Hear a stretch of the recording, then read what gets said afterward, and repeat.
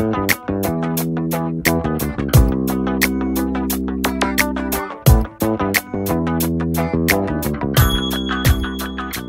des grands acteurs qui a été trop récemment, je dirais, mis au centre de cette problématique alimentation-santé, c'est notre deuxième cerveau, c'est-à-dire le microbiote, ces milliards de bactéries dans notre tube digestif, mais pas que, puisqu'on a aussi un microbiote cutané, buccal, nasal, etc., et qui vont interagir de façon extrêmement étroite avec l'alimentation et entraîner toute une cascade d'événements qui peuvent aboutir soit à la santé, soit à la maladie. L'alimentation source de maladie, ça a été introduit il y a encore largement le problème de la dénutrition dans le monde, mais dans nos pays, c'est quand même plutôt, et aussi dans les pays émergents, un problème lié à la suralimentation avec déséquilibre alimentaire, avec tout ce cortège de maladies cardio-métaboliques, mais aussi, on s'en rend compte de plus en plus dans des études récentes, une association avec des pathologies rhumatismales ou auto-immunes, avec les allergies, les intolérances alimentaires, etc. D'où une perte des repères, une défiance vis-à-vis de l'alimentation, une avidité à la fois pour des messages scientifiques, mais surtout pour des goûts. Alors, quel est le rôle de l'épidémiologiste?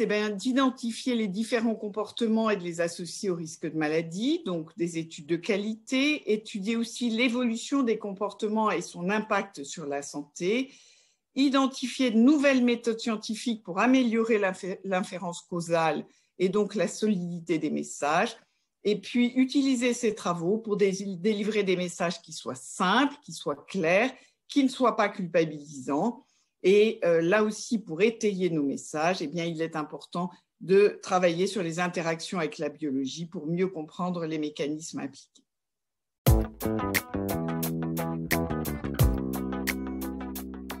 Alors, tout le monde pense, avec raison d'ailleurs, que dans l'épidémie mondiale d'obésité, le rôle des facteurs environnementaux est très important et en particulier tout ce qui est sédentarité et nourriture grasse et sucrée.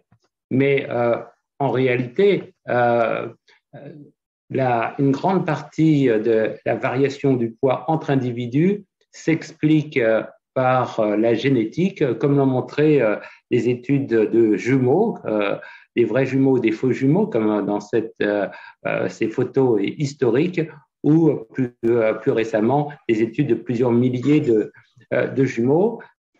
Alors, ce qu'on peut dire tout simplement, c'est qu'au niveau populationnel, l'environnement est tout à fait décisif, c'est pas discutable, mais la prédisposition personnelle à l'obésité module le risque individuel de gens qui sont soumis à la même pression de l'environnement avec une adaptabilité, je répète, d'environ 70%.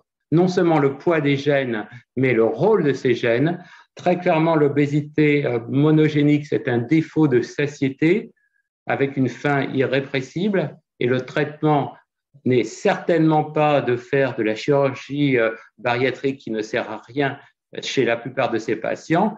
Et les deux filles dont je vous avais parlé avec mutation de récepteurs de la leptine avaient eu un bypass qu'il a fallu arrêter en catastrophe parce que non seulement ça ne servait à rien, mais c'était extrêmement contre-productif et c'est simplement l'agoniste MC4R qui a permis de diminuer leur obésité. Donc, obésité monogénique, c'est bien l'appétit, la satiété et avec, hélas, parfois des retards de développement, notamment intellectuels.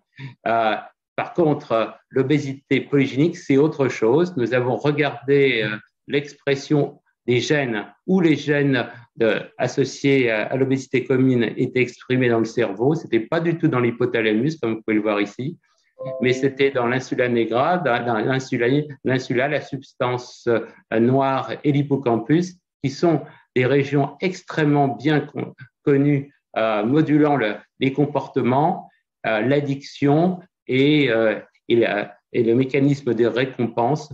Et donc, on peut imaginer que cette obésité commune, le rôle des gènes, c'est de favoriser, hélas, un comportement addictif à la nourriture dans le cadre d'un environnement qui peut être, par exemple, stressant. Et ça peut montrer aussi pourquoi les régimes, qui sont très addictifs en fin de compte, peuvent être tout à fait inefficaces chez une grande partie des obèses avec ces obésités polygéniques, car ils ont une tendance d'origine génétique à l'addiction et donc les régimes peuvent être aussi contre-indiqués chez ces personnes.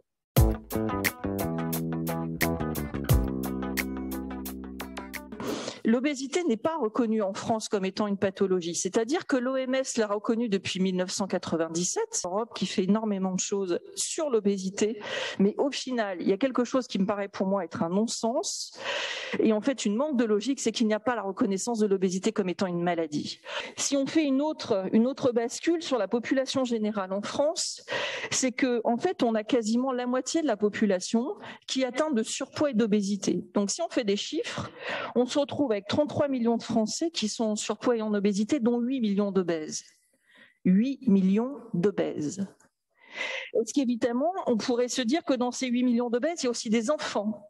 Et dans ces enfants, on se retrouve avec 17% de la population, des enfants entre 6 ans et 17 ans, qui ont un problème de surpoids, et dont 4% ont une obésité. Je rappelle qu'effectivement, on a 18 pathologies associées.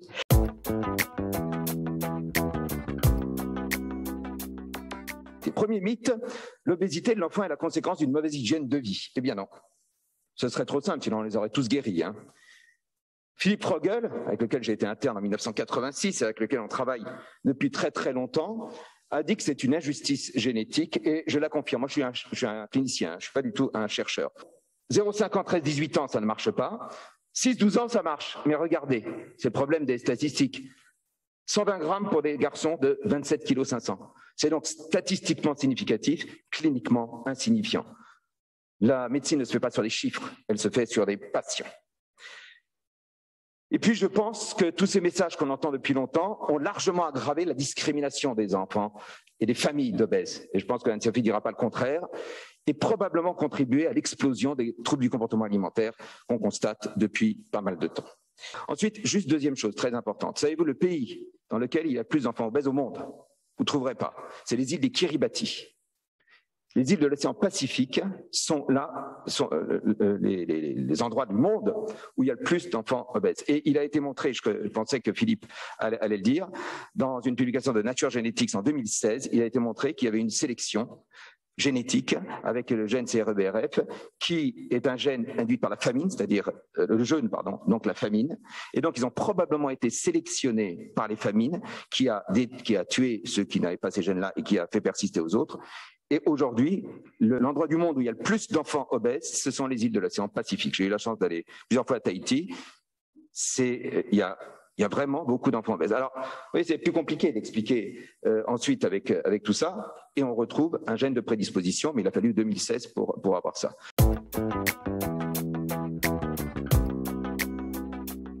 Quand l'aliment devient un allergène, donc c'est toute la sensation qu'ont les gens vis-à-vis de ce qu'ils mangent. Et vous voyez, dans cette étude que je vous ai référencée ici, vous voyez que quand même beaucoup d'adultes, 20 à 40% des adultes déclarent avoir des symptômes après avoir ingéré certains aliments et 13% se disent être allergiques. Vous voyez aussi que dans le symptôme du côlon irritable, beaucoup de patients considèrent que leurs symptômes peuvent être liés à l'allergie alimentaire, enfin à des réactions alimentaires. Or, si on regarde la prévalence de l'allergie alimentaire, dans sa totalité, elle est que uniquement de 3 à 6%. Donc, vous voyez qu'il y a une surestimation de l'impression qu'on a d'être allergique à un aliment. Alors, venons-en aux allergies, qui est un problème de plus en plus fréquent. Je vous ai mis quelques chiffres. Aujourd'hui, 25 à 30% de la population est porteur d'une allergie. On estime donc que dans à peu près 50 ans, la moitié de la population sera allergique. Et vous voyez que l'allergie alimentaire représente à peu près 5% des allergies, et 90% des allergies sont présentes donc chez l'enfant. Et le premier allergène est le lait de vache, puisque c'est le premier aliment auquel on va être confronté le bébé. Alors, les allergies, il y a des facteurs qui peuvent influencer l'apparition de l'allergie. Donc, il y a le microbiote intestinal, qui est maintenant très en vogue actuellement. Il y a la théorie de l'hygiène aussi qui dit que les allergies se développent parce que nous serions trop propres. L'environnement, la pollution, l'alimentation avec les aliments transformés que nous consommons de plus en plus, les antécédents du premier degré dans la fratrie, les parents qui ont des antécédents allergiques, et puis enfin la dermatite atopique, donc l'eczéma, qui est maintenant reconnu pour être un gros facteur de risque d'apparition d'allergies alimentaires chez l'enfant par sensibilisation par voie cutanée.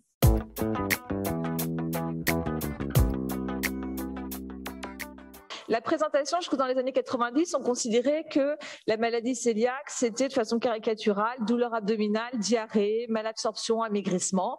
Ça concerne que 10 à 20% des adultes. En fait, la majorité, c'est la face non visible de l'iceberg. Ce sont des patients qui peuvent venir pour une anémie isolée, un problème de cytolyse hépatique isolé, des problèmes cardiologiques, neurologiques, des maladies auto-immunes, des troubles de la reproduction.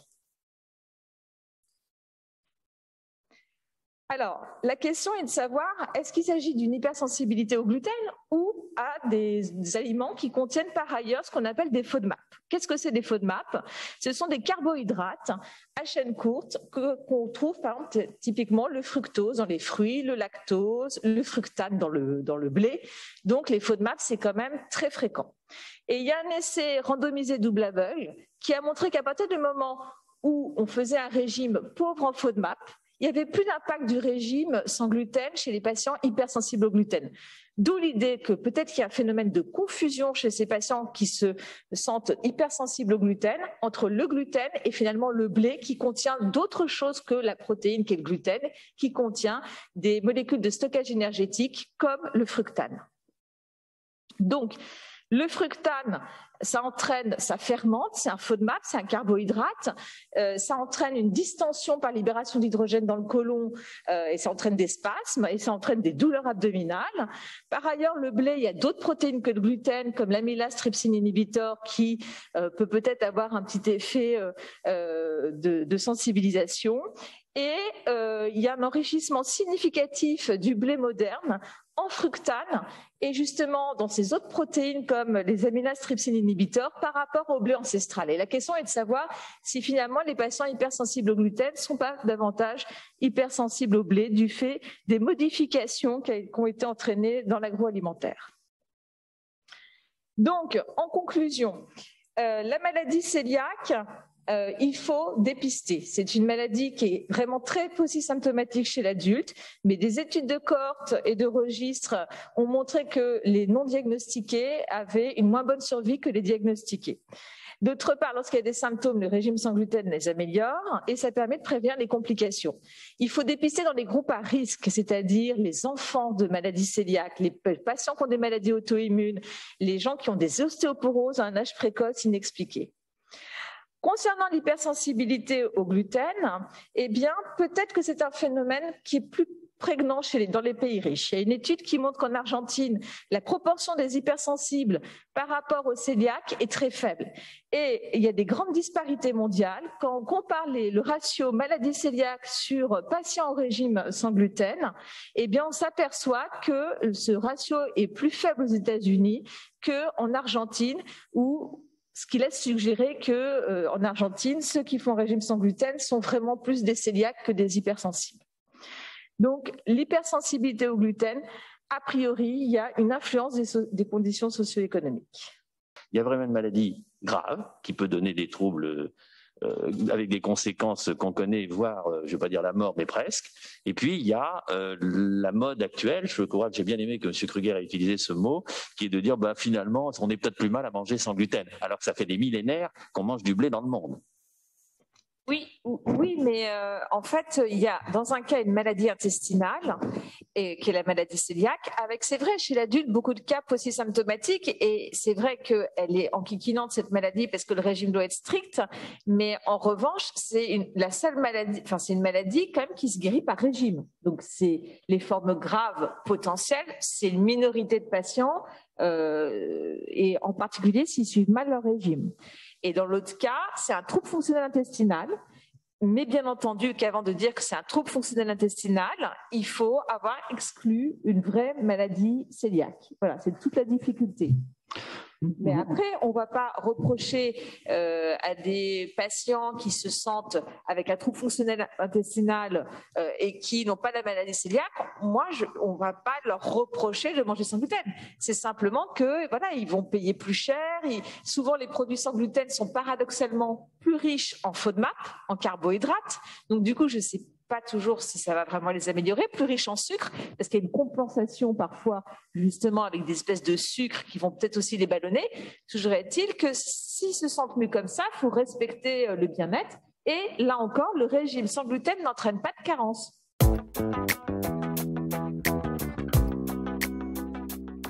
Comme on vous l'a dit, le régime sans gluten, c'est le seul traitement de la maladie cœliaque et ça nécessite de changer complètement sa façon de se nourrir, ses habitudes alimentaires. Comme le dit le sociologue Claude Fischler, dans la plupart des sociétés humaines et dans la nôtre en particulier, refuser un aliment offert revient à refuser la relation, à s'extraire du cercle des convives et du groupe, signifie la méfiance et appelle l'exclusion. Thibaut de Saint-Paul ajoute « La cuisine et la table demeurent des espaces essentiels où se construisent nos identités personnelles et collectives, mais aussi les relations que nous entretenons avec les autres et en particulier nos proches. » Suivre un régime strict et à vie, comme c'est dans le cas de la maladie cœliaque, ça veut dire qu'il faut connaître absolument tout ce que l'on avale, que ce soit solide, liquide, friandise, que ce soit le matin, le midi, le soir, lors d'événements, lors d'un mariage, tous les jours, chaque jour de sa vie. Il est beaucoup plus facile de manger sans gluten dans un restaurant haut de gamme. Si c'était aussi simple partout, ce serait super, mais c'est pas, il faut le dire, ça se passe pas toujours comme ça. Donc ça, c'est une première chose. Dans les restaurants étoilés, on n'a aucun problème à manger sans gluten. La deuxième chose, c'est que on parlait du régime sans gluten. Beaucoup de gens se mettent au régime sans gluten et après, pour faire des examens, c'est aussi compliqué. Donc je pense quand même que il y a vraiment une information qu'il faut faire passer. C'est ne vous mettez pas au régime sans gluten avant d'avoir fait au moins les premiers examens, d'avoir vu un médecin, d'en avoir parlé, parce qu'une fois que vous êtes au régime sans gluten, eh bien après c'est très compliqué de faire le diagnostic. Donc je pense que ça c'est aussi très important à dire.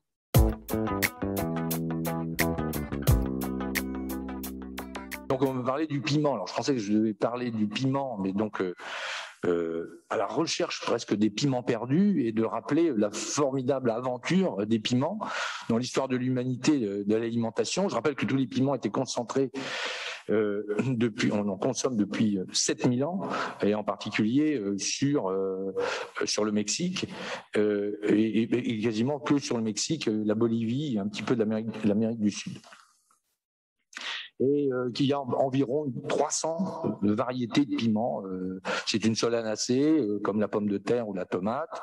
65 piments sont comestibles, sont présentés dans les cuisines mexicaines, qui est une véritable gastronomie autour des piments, et que ce piment a été pris tout d'abord, a été ramené par Christophe Colomb, et puis ensuite les moines les trouvaient jolis dans les monastères, mais il a pris aussi une autre route par les Portugais, et il est arrivé dans les îles Moluques, en Indonésie. Et aujourd'hui, je suis sûr que si on va dans la rue, tout à l'heure, dans Bonaparte, on demande est-ce que vous pouvez donner un adjectif à la cuisine asiatique ou indienne, les gens vont nous dire pimenté. Or, le piment dans ces pays-là est absolument est très récent.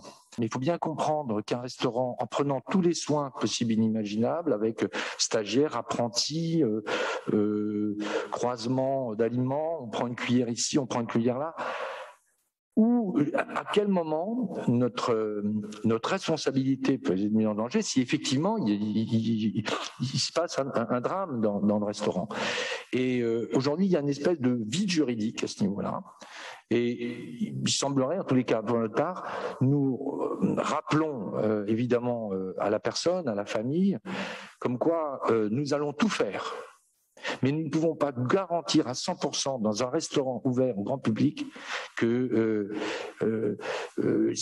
on n'est pas dans un laboratoire, vous comprenez. Donc, avec tout le soin apporté, on n'est pas, on ne peut pas éviter totalement l'accident. Alors, en fait, le seul vrai problème que vous évoquez, c'est pour l'allergie alimentaire.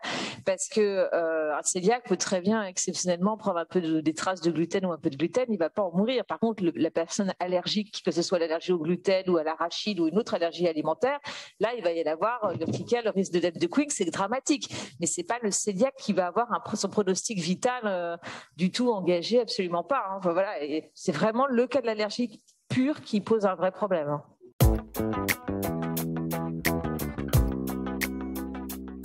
Ça m'a énormément appris sur justement le paradoxe de l'être humain et notamment aussi de la psychiatrie, car je dirais que au fond, anorexie, boulimie, ce ne sont pas des troubles psychiatriques, ce sont des comportements, mais qui peuvent devenir des pathologies psychiatriques quand justement on s'enferme là-dedans et que c'est secondairement. Et qu'au fond, comme la plupart des troubles psychiatriques, je crois qu'il faudrait les voir beaucoup plus comme des comportements adaptatifs. On ne décide pas de devenir anorexique, comme on ne décide pas d'avoir des tocs où on peut le mimer, mais ça ne tient pas longtemps, c'est épuisant les troubles psychiatriques. C'est le côté de contrainte. Et alors pourquoi on y adhère? Parce qu'on a moins peur. Voilà, au fond, parce que c'est une sorte de remède à la peur, à la menace. Et donc, à ce moment-là, ça s'emballe et on s'enferme sans le vouloir, sans l'avoir désiré, dans un comportement parce qu'il est, au fond, anxiolytique et que c'est un comportement, je dirais, adaptatif, mais pathogène. Et peut-être que le modèle qu'il nous faudrait, c'est quelque chose auquel je pense plus assez récemment, mais ça n'a pas été, je veux dire, c'est quelque chose qui, à mon avis, va se poser. C'est que c'est au fond un peu comme la toxicomanie. C'est pas fou de prendre un produit qui vous rend mieux, vous détend, fait que vous avez plus d'efficacité, sauf qu'au bout d'un moment, vous êtes prisonnier de ce comportement et vous ne le faites pas parce que vous avez ce comportement parce que c'est bien, c'est parce que vous êtes mal si vous le faites plus. Et c'est ce renversement de perspective, c'est-à-dire ce qui à un moment donné vous a donné une liberté devient une contrainte. On est tous faits des rencontres. On est co-construits dans la rencontre. Alors, est-ce que ces rencontres, ce qui a prédominé, c'est le plaisir partagé? Et là, on est dans la confiance. Ou est-ce que ce qui a prédominé, c'est l'abandon, la menace, l'humiliation, le sentiment, pas forcément voulu par les autres, mais ressenti par le sujet? Et là, à ce moment-là, eh bien, il faut se reprendre en main. Et des comportements s'imposent. Encore une fois, qui ne sont pas choisis. On ne choisit pas d'être anorexique, on ne choisit pas d'avoir des tocs, on ne choisit pas d'avoir une phobie. Par contre, ce qu'on peut choisir, c'est de dire, mais finalement, ce n'est pas choisi, ça s'impose, ça me soulage sur le moment, mais ça m'enferme, je suis perdant. Et donc, je vais essayer de m'en délivrer, oui, d'accord, mais il faut avoir confiance. Et comment on retrouve la confiance ? Qu'est-ce qui va vous donner confiance dans le fait qu'on va pouvoir reprendre? C'est ça que m'a appris ma pratique avec le recul. Et j'ai eu cette chance d'avoir combien de patients encore là, ces temps-ci, que je n'ai pas vus depuis 30 ans, et qui disent, voilà, je vous ai rencontré en telle année et vous m'avez dit ceci. Une, m'a écrit en me disant, vous avez dit, vous n'avez pas trouvé votre place dans votre famille. Je ne me souviens pas avoir dit ça, je viens de le dire. Et elle me dit, ça m'a suivi toute ma vie. Alors maintenant, j'ai 50 ans, je suis devenue éducatrice, c'est peut-être pas étonnant par hasard. J'ai des enfants, et je ne sais pas pourquoi, j'ai envie de vous le dire. J'ai envie de vous le faire partager. Bon. Et d'autres aussi, il y en a une qui vient m'écrire aussi, qui est devenue médecin, qui a eu 20 années d'anorexie, et qui a écrit un livre qui s'appelle « Là où je ne voulais pas aller ». Et où elle raconte tout son parcours, jusqu'où ça l'a amené, jusqu'aux choses vraisemblables, à des destructivités possibles. Et comment, petit à petit, la confiance est revenue. Comment les rencontres, là, ont fait que, tout d'un coup, ben, c'est pas ça que je veux. Voilà. C'était pas là où je voulais aller, je le savais, mais c'était plus fort que moi. Il y a quelque chose qui m'emportait là-dedans et que je ne m'appartenais plus, et que j'étais prisonnier de tout ça. C'est ça qu'il faut qu'on voit. Et que c'est là où il y a à faire de gros efforts au niveau de la compréhension psychique, parce qu'on a une telle survalorisation aussi de la pensée, qu'on se dit, mais enfin, écoute, c'est raisonnable de penser ça. Qu'est-ce qu'il a besoin d'aller penser cela? Mais c'est pas qu'il a besoin, c'est que les circonstances ont fait entre son tempérament et ce qu'il a vécu qu'il ressent les choses comme ça. Et c'est différent de nous. Si c'est trop différent, on dit il est fou. Il est pas, mais non, il n'est pas fou. Alors c'est important de comprendre pour ces troubles alimentaires, il n'est pas fou. Il essaie de survivre, voilà. De se dire au fond c'est des comportements adaptatifs, mais qui deviennent pathogènes, un peu comme la drogue, quand au lieu de vous soulager, eh bien petit à petit il vous enferme dans ce comportement que vous n'avez pas choisi et vous le faites non pas parce que vous voulez, mais parce que vous êtes trop mal si vous ne le faites plus. Alors c'est pris et c'est l'engrenage et on n'en sort pas et on a beaucoup de mal. Et là il va falloir beaucoup de temps. Mais en même temps, mon expérience me montre que même après 20 ans, eh bien on peut changer. Les choses peuvent évoluer et que les rencontres sont un élément primordial. On est toujours là aussi pris dans ce problème de ce paradoxe qu'il faut être attentif, mais il ne faut pas non plus enfermer par cette attention. C'est-à-dire être tout le temps à poursuivre sa fille. Si tu vas être anorexique, tu vas être anorexique. Oui, bon. Il ne faut pas oublier que nous sommes des générateurs d'ambiance. C'est ça qui est un élément important. Et dans la famille, il faut que de temps en temps, quand quelqu'un commence à poser des problèmes, profitons-en pour dire, mais au fond, où on en est là, qu'est-ce qui se passe? On est un peu tendu tous, il y a un problème, est-ce que ça... Donc on ose, un peu comme on le ferait dans une thérapie familiale, mais il n'y a pas besoin forcément de toute thérapie familiale, mais que les familles osent se dire, les bonnes intentions, c'est important, mais quelle ambiance nous créons? Et là, écoutez les enfants de temps en temps, leur dire, mais là, qu'est-ce qu'il y a? Nous, on est frappés par tel ou tel comportement. Toi, j'ai l'impression qu'aussi tu t'inquiètes ou tu questionnes, et qu'on puisse se questionner sur l'ambiance familiale. C'est quelque chose d'important à dire, et non pas dans un jugement qui est en faute, qui est bien, qui est mal. Non, qu'est-ce qui est en train de se passer? Parce qu'a priori, ce que nous voulons, c'est que tout le monde aille bien, et c'est la confiance, et qu'on se fait confiance. Mais c'est a priori, et si on voit qu'il y a des dysfonctionnements, on ose en parler. Et c'est plus facile à dire quand même aussi à faire.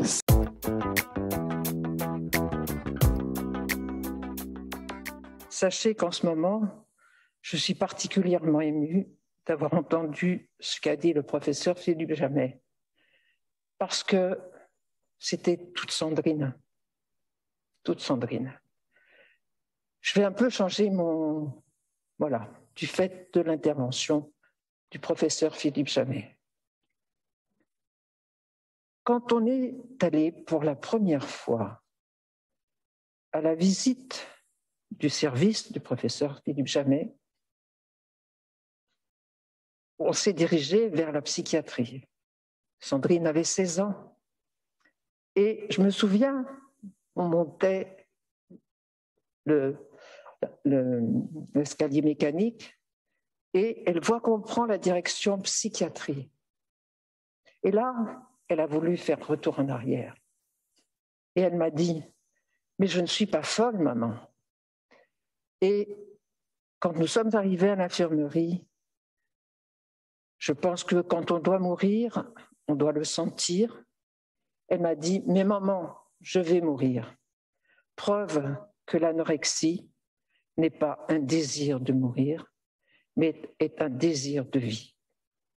Il y a aussi des espoirs pour la compréhension des TCA, par les progrès des connaissances sur les mécanismes mis en jeu, qui sont indispensables aussi pour améliorer la prise en charge, voire découvrir des molécules actives qui permettraient de soulager et mieux encore de faire disparaître le trouble dû à une ou des dérégulations des mécanismes physiologiques encore incomplètement compris. Une grande révolution a eu lieu. La famille n'est plus considérée comme dysfonctionnelle, en particulier la mère, jugée responsable du trouble de son enfant, ce qui n'empêche un sentiment de culpabilité des parents, sentiment qu'il faut réprimer lors de groupes de parole par an. Maintenant, grâce à la démocratie sanitaire, les patients sont au centre du soin et la famille est partie prenante du soin, en particulier pour les enfants, les adolescents, les jeunes adultes. Je voudrais rajouter là qu'il est très important qu'il y ait une alliance thérapeutique, c'est-à-dire une confiance entre les soignants, les enfants et les parents. Ça fait une triangulation qui est fondamentale pour arriver à la rémission, au rétablissement et enfin à la guérison.